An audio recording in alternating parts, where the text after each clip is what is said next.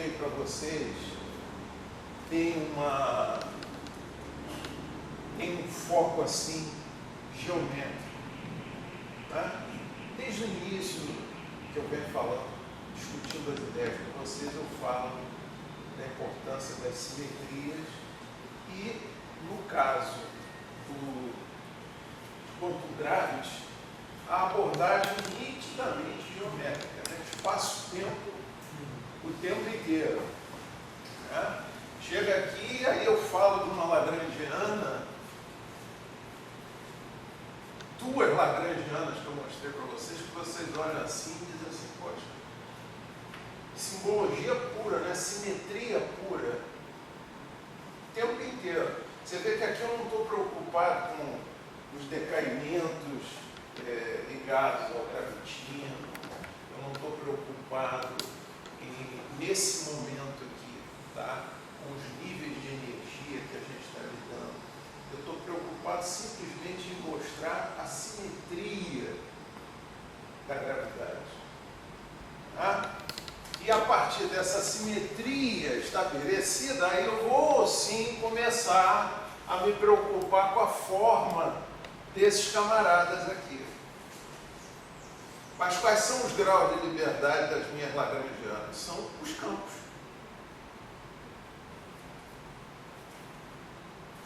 Detectadas as simetrias, confirmadas as simetrias nesse nível aqui, aplicando o teorema de Gödel, verificando a consistência do modelo, aí eu parto para que forma deverá ter esse campo, para que essa simetria toda que eu estudei se cumpra.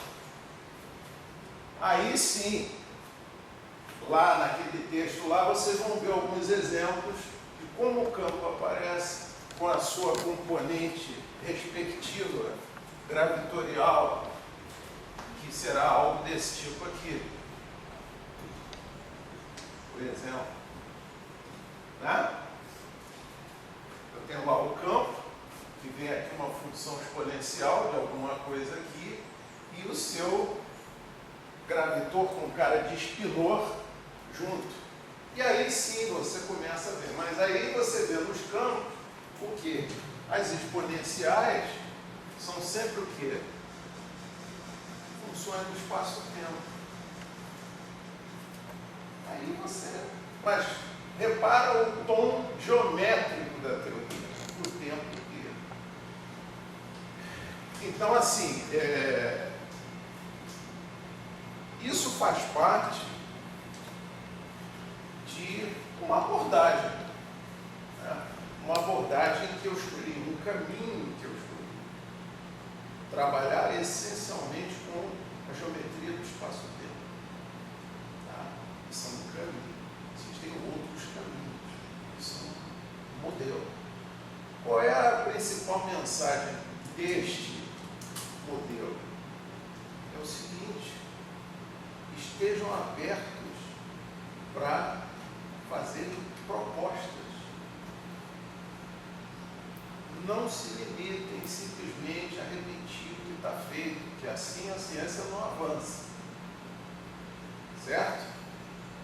Então, proponham.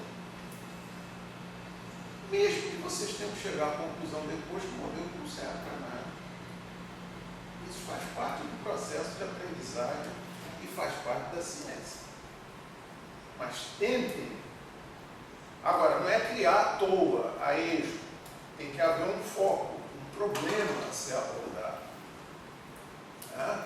Como aqui, por exemplo, qual foi o problema aqui? A questão aqui qual é? Bem, em princípio, eu não sei se essas partículas existem. Então, como é que eu vou falar da gravidade a partir do conceito de simetria, que é tão importante para a gente na física?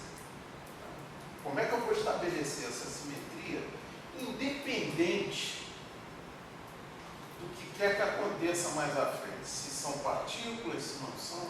Então eu resolvi fazer o seguinte: vou chamar esta simetria hipotética da gravidade de simetria vou estabelecer as duas faces dessa simetria, que eu vou chamar de gráviton e gravitino. Se esta simetria for consistente e se cumprir no futuro, descobrindo-se o gravitino e o graviton, o que vai acontecer? Vai acontecer que a correspondência geométrica desses camaradas está aqui. É isso. É montar o arcabouço supersimétrico puro da coisa. E ele funciona como um esqueleto. Aí no futuro eu discuto, a partir das propriedades que forem sendo verificadas dessas partículas, vou encaixar no meu arcabouço. É isso. E aí certamente ele vai ser mexido, vai ser aprimorado. Deu para entender isso? É uma física mais abstrata, porque na verdade eu estou tentando modelar alguma coisa que eu ainda não conheço direito. Ou seja, conheço indiretamente. Ok? E dentro da perspectiva da cosmologia, que a preocupação é sempre atrelar isso, de alguma maneira, a cosmologia, para a gente tentar entender um pouco melhor o universo, o que é que acontece? Dentro dessa perspectiva, há que se esperar muita coisa ainda por vir, conforme a gente tenha mais tecnologia observacional. É isso. Tá ok? Ontem surgiu uma questão aqui, eu sempre fico, em função das perguntas, eu já vou pensando, peraí, está surgindo essa dúvida, então vamos lá. A gente estava falando de supernovas ontem, que são fenômenos assim da maior importância, pelo fato de que elas geram material para as outras estrelas serem construídas. Né?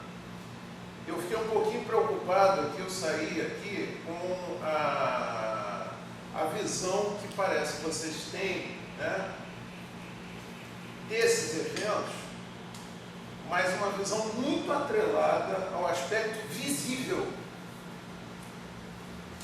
E isso ontem eu me apercebi desse negócio que não, deixa eu esclarecer algumas coisas para eles. Por exemplo, para mim, atualmente, eu estou muito preocupado com emissões de raios gama. Estou interessado nesse assunto. Fenômenos que emitem muita radiação gama. Então, assim, como eu sei que há trabalhos recentes estudando supernovas, do ponto de vista do que elas podem emitir de raio gama, é como se a minha visão fosse na frequência de raio gama. Então, o que acontece? Para raio gama, uma supernova dura muito pouco. É coisa de minutos. E em casos raros, que são casos assim que a gente pode dizer que são casos fantásticos do ponto de vista do estudo, elas conseguem durar dias. Mas já no visível, elas podem durar alguns dias até meses. Então, cuidado com esse negócio da duração do fenômeno. É porque se você está muito atrelado ao visível, é muito pobre. Quando a gente aprofunda o estudo, você não quer mais saber do visível. Você quer ver infravermelho, você quer ver ultravioleta, você quer ver raio gama, você quer ver as emissões de rádio. O visível já não te interessa mais, porque o visível é muito pobre. Né? Aquela supernova de 1604, o Kepler registrou, né? Não se tem muita informação sobre ela, porque na época não se tinha conhecimento e tecnologia suficiente para fazer uma apreciação do fenômeno. Né? Ela foi registrada e hoje procuram-se os resíduos dela para estabelecer que tipo de supernova era essa. Mas é uma supernova que durou 3 semanas no visível. No gama, ela deve ter durado segundos. 30 segundos, 40 segundos, a explosão do gama. Então, assim, a duração depende do tipo de análise espectral que você está fazendo. Tá? Cuidado com isso. Tá? E outra coisa, eu tinha falado para vocês, eu fui checar as informações, tinha falado para vocês, e realmente é isso, só peguei assim números mais precisos, são fenômenos muito rápidos. Você imagina o seguinte: essas supernovas que a gente está falando aqui, que tem uma importância grande para a cosmologia, pelo fato de serem velas padronizadas, você pode medir distâncias tomando elas como referência. São supernovas tipo 1A, é um tipo de supernova. Né? Agora, a família de supernovas constitui eventos raríssimos. Então, para vocês terem uma ideia, nos últimos 20 mil anos, a Via Láctea teve 3 supernovas. E não são 3 supernovas. Não estou afirmando que são supernovas tipo 1A. Provavelmente, com muita sorte, uma delas deve ter sido 1A. Mas, enfim, em 20 mil anos. Então, você tem 3 supernovas. E você tem 3 famílias, tipo 1A, 1B e 1C. Dependendo da condição de hidrogênio que elas têm inicialmente. Então, assim, são muito raros. Mas para efeito de idade, olha só, para você entender, que aí você olha e se diz assim, puxa, mas só 3 em 20 mil anos. E aí o que acontece? Você diz assim, será que elas são realmente tão importantes assim para gerar essa matéria que produz outras estrelas? Mas aí é outra coisa que eu chamo a atenção para vocês, é a gente pensar com uma escala muito pequena. A essa taxa de 3 a cada 20 mil anos, são 39 milhões de supernovas na Via Láctea, desde que a Via Láctea surgiu. Nossa! 39 milhões. Sim, o universo tem 14 bilhões. A Via Láctea tem uns 13. Faz a conta. Quase 40 milhões de supernovas. É coisa pra cacete. Mas numa escala totalmente diferente da nossa. Então, quando se pensa em cosmologia, você tem que pensar em escala cosmológica. Esquece o teu dia a dia, esquece isso aí. Entendeu? Por isso, por elas serem eventos tão raros, boa parte do que se estuda de supernova é buscando os resíduos que os eventos mais recentes tenham deixado. Para a gente poder formar esse conhecimento aí, entender como é que elas formam os berçários de novas estrelas. Ok? Muito cuidado com esse negócio da escala. Isso é complicado. Deixa eu ligar aqui de novo.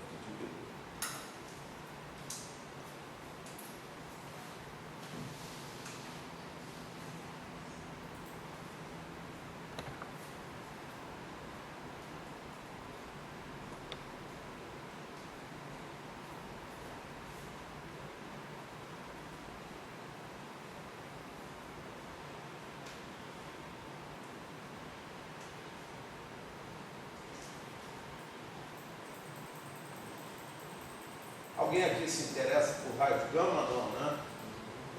Tirando o gibi do Hulk. Ah, legal. Raio gama é interessante. É perigoso? Não conheço. Tremendamente, né?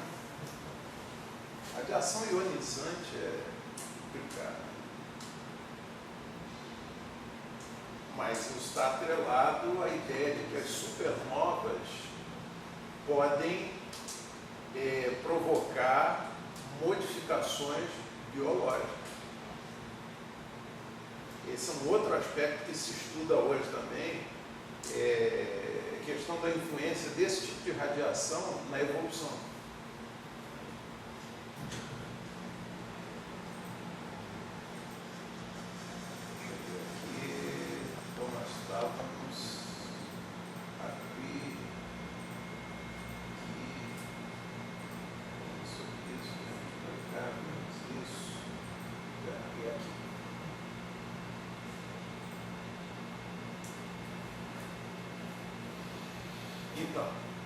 chegamos até aqui falando sobre a supernova de Beauvoir, o que ela é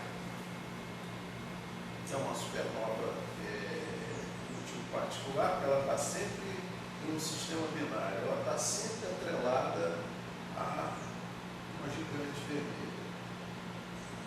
Um fato curioso, que não está aqui, mas que eu agora conversando com você me lembro, e que isso hoje é motivo de estudos interessantes também, é a existência de um corpo chamado magnetar.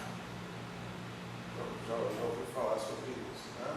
O magnetar é uma estrela de nêutrons muito pequena que gira muitas vezes por segundo. Ela gera um campo magnético absurdo. E agora descobriu-se, há indicativo, né? Quando a gente fala descobriu-se, é um negócio meio, em cosmologia é complicado, você precisa de muita confirmação. Mas, aparentemente, as emissões gama de supernovas está relacionada com a existência do magnetar, que é esse corpo, que é uma estrela de nêutron muito pequenininha, mas que gira muito por segundo. Gera um campo violento. Mas a Einstein falava que se você tiver um magnetar na distância até a Lua, ele desmagnetizaria qualquer tipo de cartão crédito existente na Terra inteira. Ou qualquer objeto que usa chip magnético, é uma coisa absurda. Está aí uma boa técnica de invasão alienígena. Usar um magnetar toda a gente.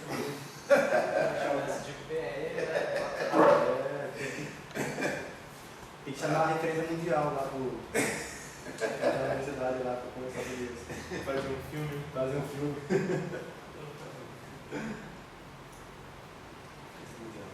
Uma vez eu estava conversando com alguns professores, né? E um deles isso lá na França, né? Um deles é astrobiólogo. E aí a gente estava conversando, papo pesado. E todos eles, inclusive eu, nós somos fãs de filme de ficção científica. Pô. Aí amenizamos a conversa e começamos a falar de Star Trek. E aí, pô, foi bom demais, né? Aí a gente estava conversando, né? Vem cá, se houvesse uma... Como é que você acha, né? Um perguntando para o outro, como é que você acha que seria uma invasão ali? Que a gente vê aí essas séries e tal. Aí eu digo, olha, na minha opinião, seria uma coisa muito mais para Independence Day do que para ET ou extraterrestre. Porque ninguém iria vir aqui, que já é uma coisa inimaginável do ponto de vista tecnológico, para ficar trocando receita de bolo. Olha só aqui como é que a gente faz churrasco lá. Não vai ser isso. Né? Tem que haver uma motivação violenta para haver um esforço desse. Né? Aí nós ficamos divagando, né? Como é que seria e tal. É muito legal quando os físicos sentam para falar essas coisas. É muito. Acho que nessa hipótese só seria se a outra civilização fosse extremamente avançada, coisa de milhões de anos. Sim, estupidamente avançada. Exatamente. Só E viesse aqui para alguma motivação tipo Independence Day. Agora tem que vir aqui. Ninguém deveria estar com a ideia de jogar batata. Não, assim, eu quero dizer o seguinte, Não, a questão de ser que nem o Star Trek. Só se fosse também uma questão de milhões de anos avançados. Com certeza. Ou Independence Day. Independence Day, que aí é uma outra forma de inteligência, né? O negócio ali são ceifadores, né? Então o negócio é gafanhoto mesmo, é dizimar e acabou. acabou, não está preocupado com nenhum aspecto moral, se está detonando uma civilização, não interessa, pô. Que é o que os gafanhotos. O gafanhoto não está preocupado se aquela plantação de milho é para alimentar alguém. A ética é diferente, né? Bom, e aqui são, como eu já falei, né? Isso é só para reafirmar, né, as vantagens das supernovas, tipo 1A, o fato da luz ser homogênea e do fato da luz ser extremamente intensa. Imagina, hein? 10 a 10 luminosidades do Sol. É muita coisa. E como é um brilho muito homogêneo, então ele serve como referência. No caso da luz visível, se ele durar semanas, dá para você correr, trabalhar muito em cima das observações para poder realmente chegar a um resultado importante em termos de observação, né? Em termos de poder transformar essa observação em algo mensurável, né? Agora, é um evento extremamente raro, isso aí já complica para nós, né? Porque a gente vive muito pouco. Então, e dura pouquinho. Quer dizer, que ela dure 3 semanas, parece muito, mas não é. Porque, olha só,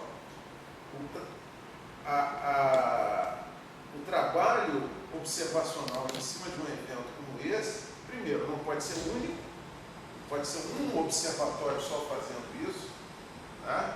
Porque isso é um requisito científico, né? Você tem que ter várias tomadas para você confrontar os resultados, que pode haver bias, né? Quer dizer, então você tem que ter isso e tem que ter todo mundo canalizado para isso. Em um determinado momento tem que ter uma comunidade toda voltada para isso e correr com os procedimentos, com tudo, para dar tempo. Isso no visível. Agora, outros estudos envolvendo diversas frequências, aí não. É uma loucura. Vai depender um pouco de sorte no momento que você conseguiu observar, ver alguma coisa. Bom, e aí no modelo LTB ou LT, né, olhando para aquela tabelinha lá atrás, deixa eu passar ela aqui rapidinho, só para a gente relembrar aqui. Aqui, ó, rapidão. Esse Azinho é fator de escala, não é isso? E a densidade vem com esse rho aí. Só para lembrar. No caso, desculpe aqui, no caso do modelo Robertson-Walker, o fator de escala é função só do tempo. E no caso da cosmologia LTB, ele é função do espaço e do tempo. Isso, assim como a densidade. Então aqui, ó, só para vocês conhecerem um pouquinho, nessa métrica do modelo LT, as equações de Einstein vão te fornecer estas expressões aqui, relacionando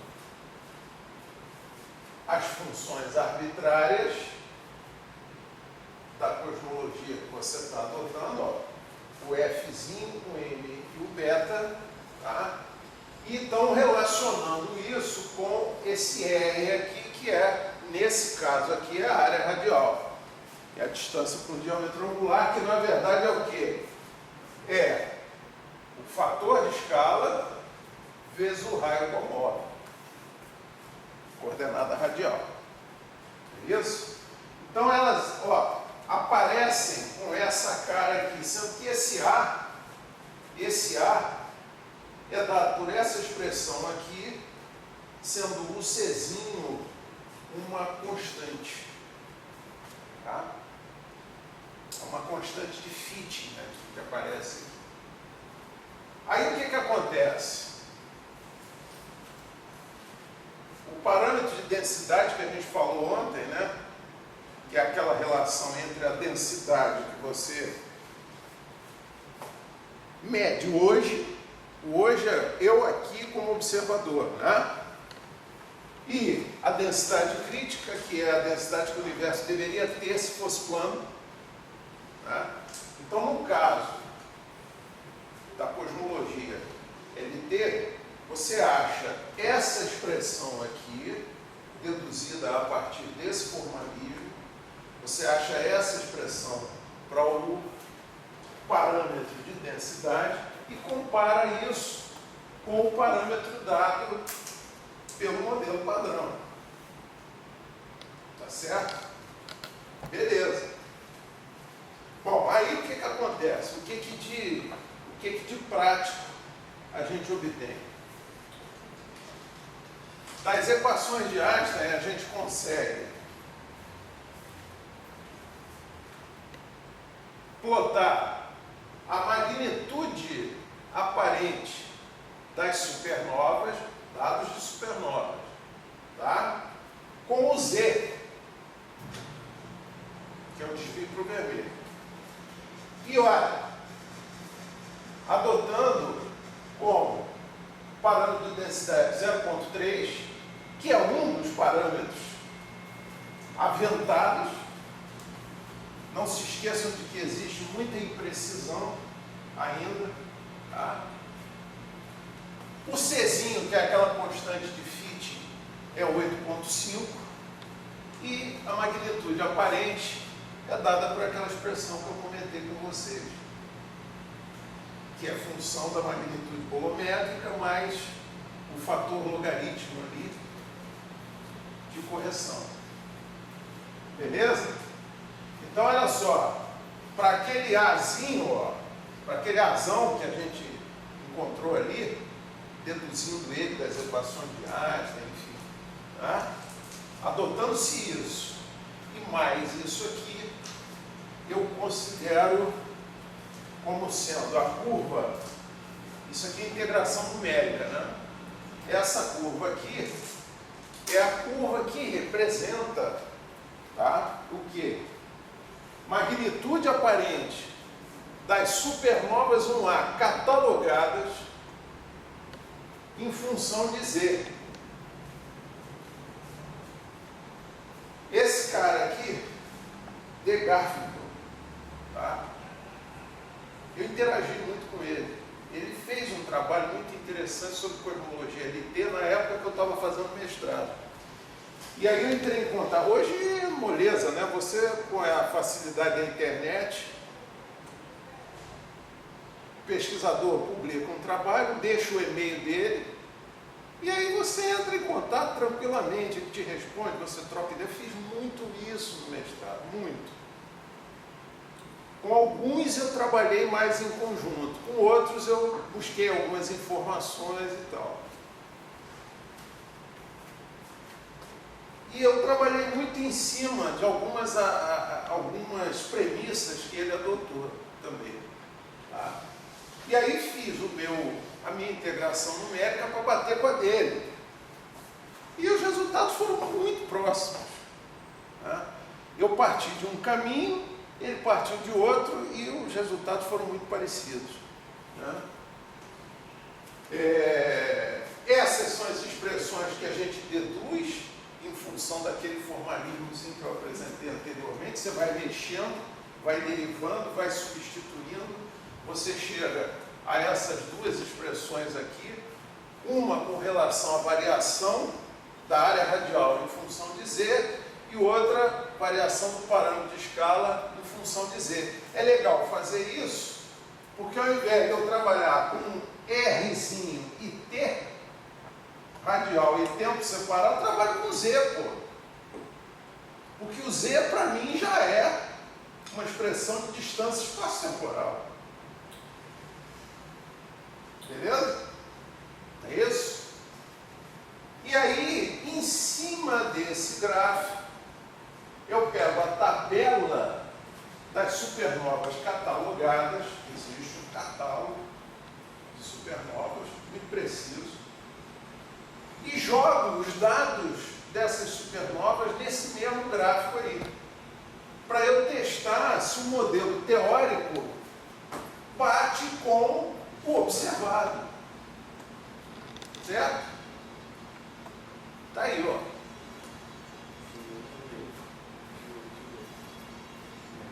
Então a minha curva teórica bate muito bem com os dados recebidos de supernovas usando o modelo LT, a métrica LT. E aí eu joguei as barrinhas de erro, né? Jogando as imprecisões, ó. Tá aí, ó.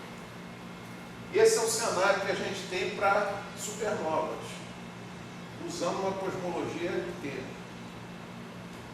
Bom, não preciso dizer nada, né? Bate bem, né?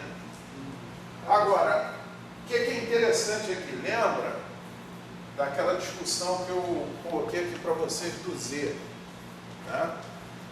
Que eu disse, pô, para Z depois de 2 a coisa começa a ficar difícil. Claro, pô. Z, lembra que eu mostrei para vocês o Z, o quanto ele corresponde em megaparsecs, né? Com aquela formulazinha de você sai de distância para Z. O que acontece? Z igual a 2 é um universo profundo, pô.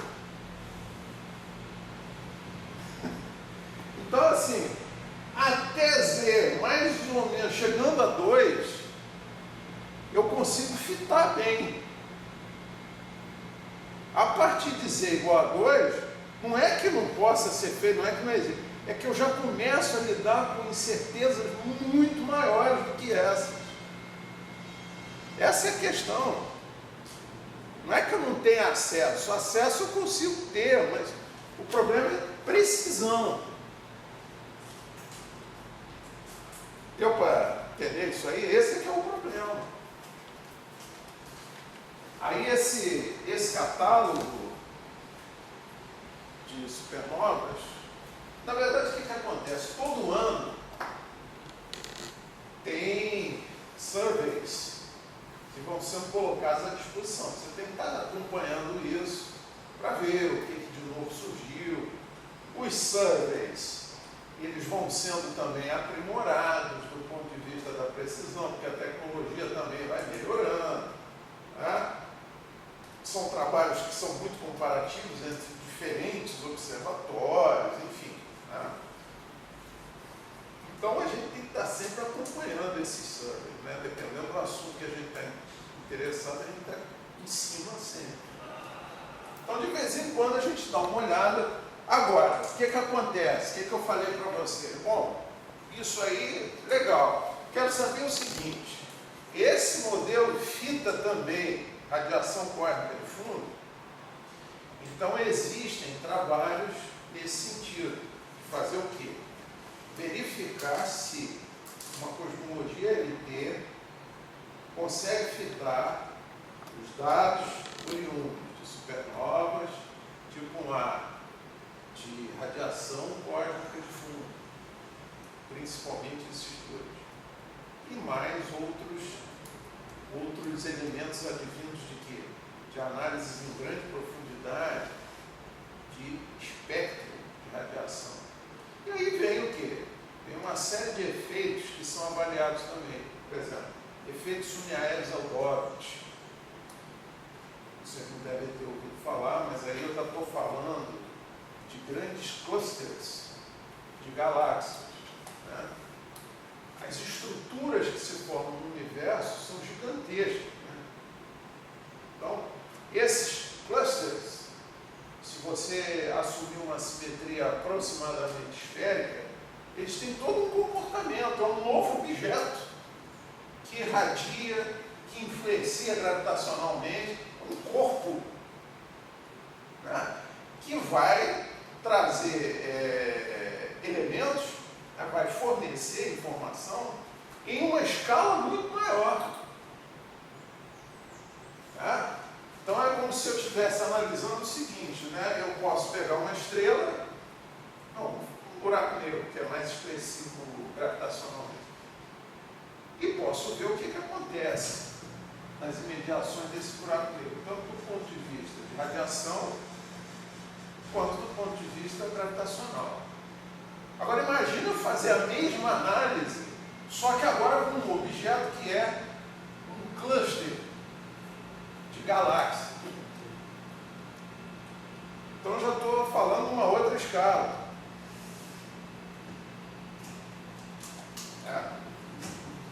E aí surgem efeitos importantes nessa escala.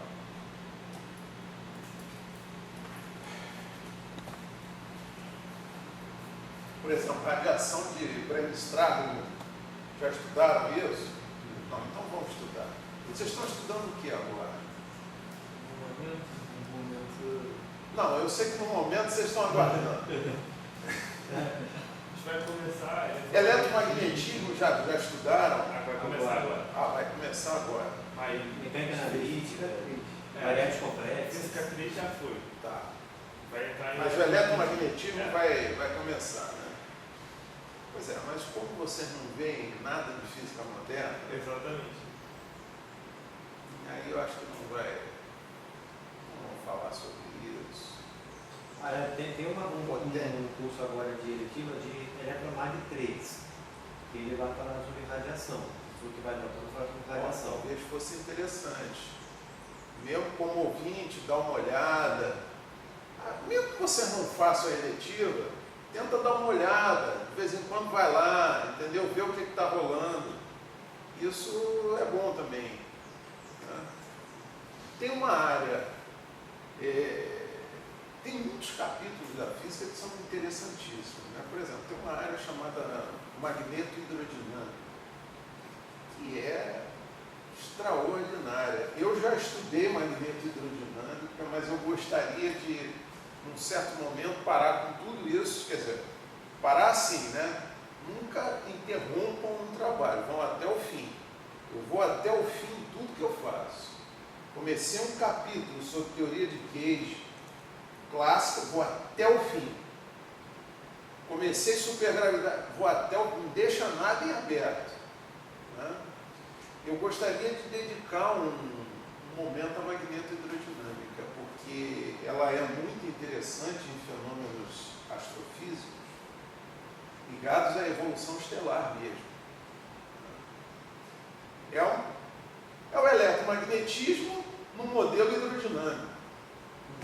Magneto hidrodinâmico. Mas é muito legal. Muito legal. Tem um evento que acontece que é tipo assim, é um encontro de astrônomos. Todo ano tem. Chama-se SAB, Sociedade Astronômica Brasileira. Sempre acontece, todo ano. Aí a gente manda trabalhos e vem professores, pesquisadores de fora. Geralmente acontece ou em Passa Quatro, em Minas, ou em Águas de Lindóia. Todo ano tem. Dá uma olhada nisso, é bem interessante. Eu não sei, né? Vocês ainda estão começando, não sei, cada um vai escolher uma área. De repente, a área que você está pensando agora muda lá na frente. Tá? Então, é cedo. Mas fica de olho, dá uma olhada geral, vê a programação da SAB, como é que é. Tem muita coisa bacana. Né? E magneto hidrodinâmica é top, cara. Bom, mas é uma física mais clássica, né? Bom, e assim, só para a gente fazer uma comparação rápida, a cosmologia de Stefani, eu já tinha dito para você, né? Enquanto a inhomogeneidade é vista na densidade, no caso da LT, a de Stefani é na pressão. A inhomogeneidade é testada na pressão. Então, são modelos realidade diferente. Isso?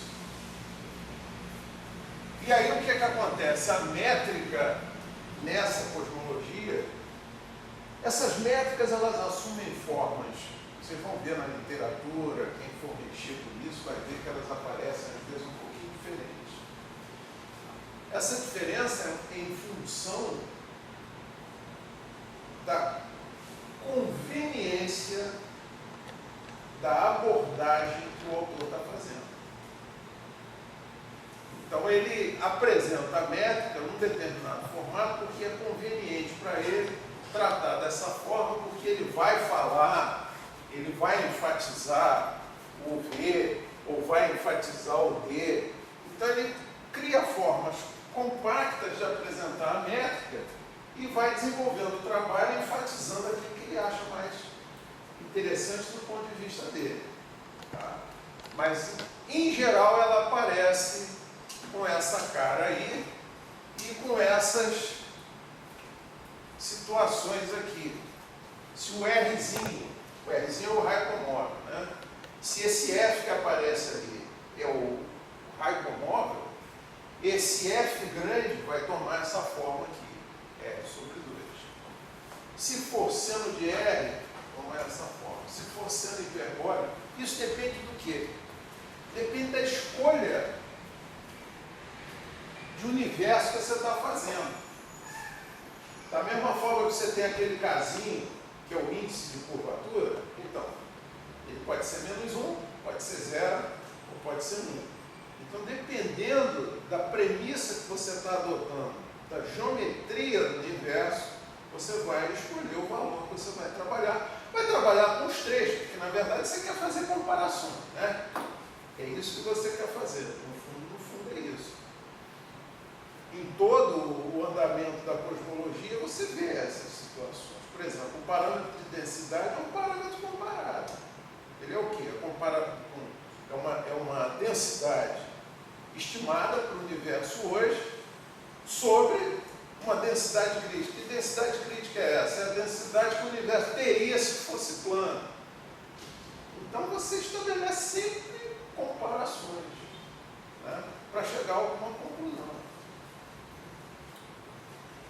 Agora, no caso da cosmologia de Stefani, o Elael tem um trabalho que eu até cito lá nas minhas notas de aula, um trabalho mostrando uma certa relevância da cosmologia de Stefani.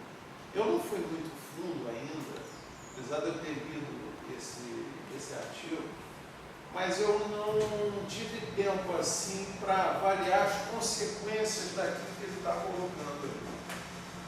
Uma coisa que eu ainda vou ter que fazer com calma. Mas, de qualquer maneira, a equação de campo na cosmologia de Stefani fica com essa forma aí. Tá? Lembrando sempre, ó, que aqui, ó, só para manter a coerência, né, das informações, eu estou mantendo o Azinho com a atribuição de fator de escala. Isso? Então está ali. Isso aqui, na verdade, é o quê? A equação de Friedmann, né? Só que no modelo de cosmologia de Stefani. Tá? O que muda é isso aqui, né? Isso aqui é basicamente o que aparece de diferente. É esse K mais esse K0 aqui sobre A2. Só que, como eu já havia falado para vocês, o que acontece?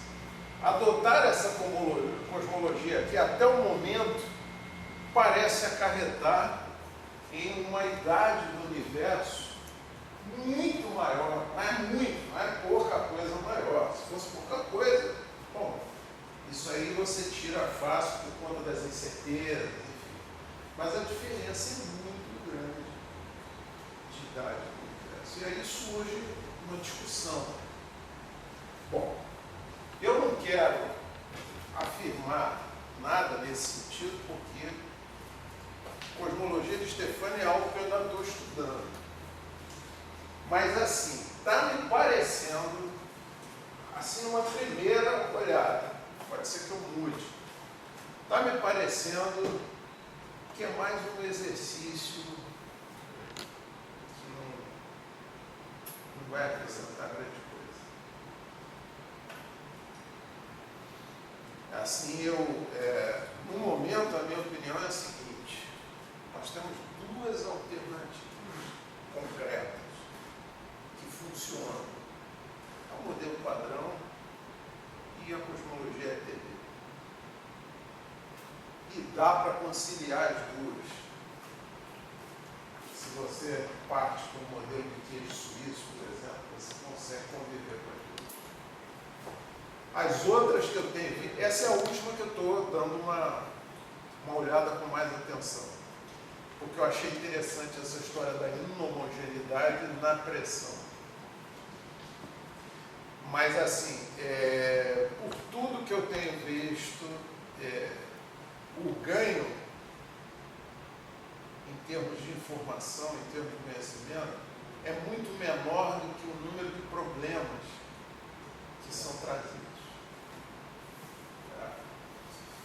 Então, assim, é legal estudar? Claro que é legal, porque tem a vantagem de você poder chegar à conclusão, não serve. Não é? Não serve, não melhora em nada. Piora, ou fica igual.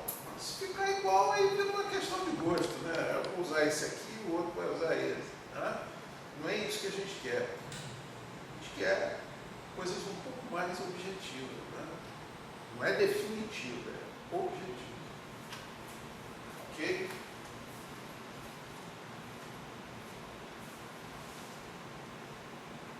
E aí, e agora? Com tudo isso aí, a partir de tudo isso que a gente tem discutido aqui, o que sobra? Ou seja, o que a gente pode tirar disso tudo? Né? Eu vejo dessa forma assim, a imagem física do mundo depende de que parte você está olhando, né? E das circunstâncias envolvidas nesse processo. A física é um universo muito grande. A mecânica quântica trouxe para nós, do ponto de vista conceitual, filosófico, trouxe para nós uma concepção nova, que classicamente não se tinha, que era o quê? É a possibilidade de você ter imagens distintas se complementando de alguma forma para dar uma explicação consistente do mundo. Tá? Então ela trouxe uma maneira diferente de você ver a ciência. E essa maneira, na minha percepção, no meu entender, ela tem se confirmado cada vez mais. Porque ao invés de você brigar, fazer com que os modelos briguem entre si, ao invés de você fazer isso, você busca o que eles têm em comum. Então, se você tem, olha só, se você tem um modelo de cosmologia inhomogêneo, que atende a certas necessidades. Ele não foi criado porque deu vontade de alguém fazer isso. Não, ele foi criado a partir de uma crítica feita ao modelo padrão. Crítica essa extremamente pertinente, que é a crítica que aborda o problema da constante cosmológica, tamanho da constante cosmológica, aborda o fato de que na nossa vizinhança o universo não é nada homogêneo, questiona aspectos ligados ao Big Bang, coisas que não são respondidas. E aí, o que acontece? Você traz essa proposta para responder a essas questões. daí você tem um modelo padrão que parece que funciona muito bem em uma série de questões. E aí? Como é que você faz? Você troca um pelo outro, fica essa briga eterna? Não, você busca uma forma mais viável, que talvez seja o que? Fazer com que os dois convivam de alguma maneira. Na nossa vizinhança, parece que funciona bem esse modelo homogêneo. Mas numa escala muito maior, parece que funciona bem o modelo padrão. E aí surgem essas ideias de você ter um modelo de queijo-suíço, onde então você combina os dois universos. Não, em grande escala ele é homogêneo, mas existem bolhas e não movimentos. E a distribuição dessas bolhas também é homogênea. Então, assim, eu acho que a nossa busca, ela tem que ir mais nessa linha. É você ver o que você consegue resolver com cada um e procurar os pontos em comum. Ou seja, o limite de aplicabilidade. Mecânica newtoniana continua funcionando muito bem e vai continuar assim, mas até um certo limite, a partir do qual eu preciso da relatividade. É isso. Certo? Eu acho que essa é a principal mensagem de toda essa discussão que a gente tem feito aqui, fez aqui esses dias. E eu espero. Bom, nós vamos manter contato, aquela coisa toda. Aliás, vamos resolver isso agora, criar logo esse negócio. Vamos manter contato. Mas eu espero realmente que daqui para frente vocês levem desse nosso pequeno curso aqui essa mensagem de que é muito mais producente você trabalhar tentando conciliar o que cada modelo traz de produtivo do que simplesmente abraçar um e ficar cego para os problemas que esse um traz. Vocês estão começando, mas eu já frequentei muitos ambientes científicos e existem, às vezes, comportamentos assim das pessoas que você fica abismado.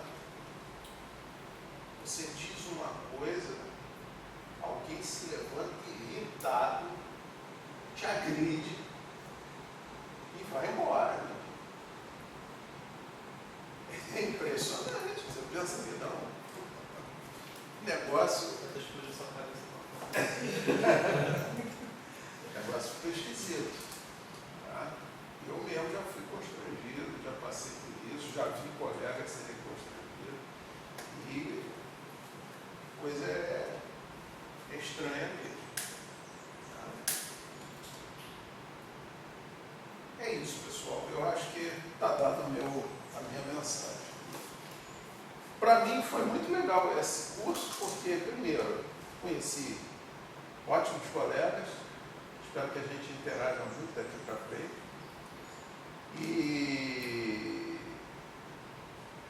mais do que isso, até, nessa minha tentativa lá em Brasília de constituir um grupo de físicos realmente interessados em fazer pesquisa, nesse esforço todo, eu conto muito com parcerias de fora.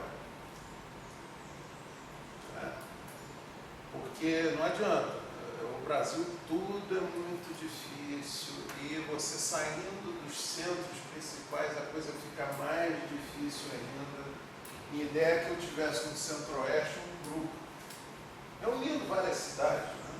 Mas é muito difícil mesmo, porque é uma região de fronteira agrícola e aí o povo não é um povo voltado para a cultura.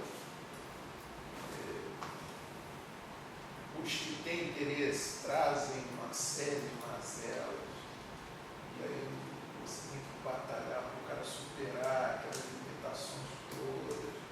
É um sacerdócio, mas eu gosto disso. É um trabalho que eu considero um trabalho pioneiro. Tem lá, você tem, por exemplo, você chega em Brasília, você tem a UNB.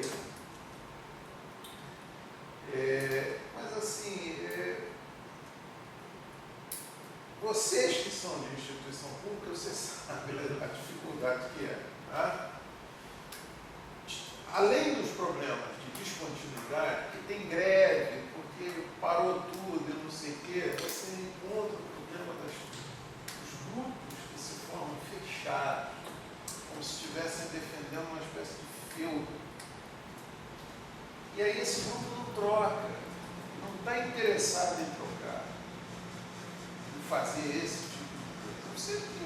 Eu já tentei, outros colegas já tentaram, é muito difícil.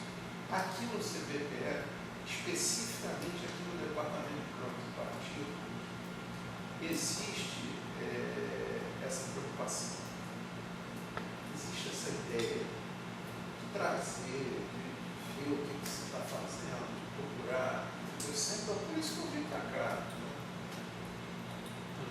Busquei aqui algum apoio. Então, estou tentando fazer isso. Aí, como eu estou percebendo, pelas conversas de ontem, extraoficiais que nós tivemos, que os físicos mais jovens estão vindo com uma outra cabeça. Com certeza. Então, eu acho que a gente pode fazer um negócio bem legal, bem colaborativo.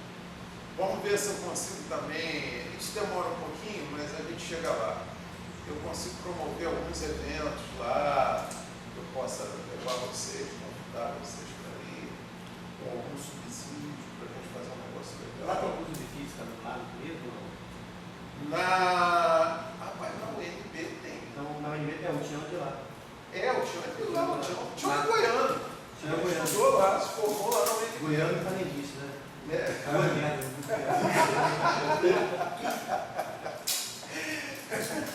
Pois é. Mas ele sabe que eu gosto dele. Mas olha, tem muito, o que acontece? A gente, muitas vezes, alunos de engenharia se encaminham para a física. O dia que não foi um. E tem vários casos assim. O Teixeira, por exemplo, tem vários ex-alunos que eram engenheiros, estavam fazendo engenharia e de repente foram para a física. Isso acontece muito. Tem muitos casos assim. Bom, vamos lá. Primeiro eu preciso de uma lista dos e-mails. Então, vamos lá. Olha só.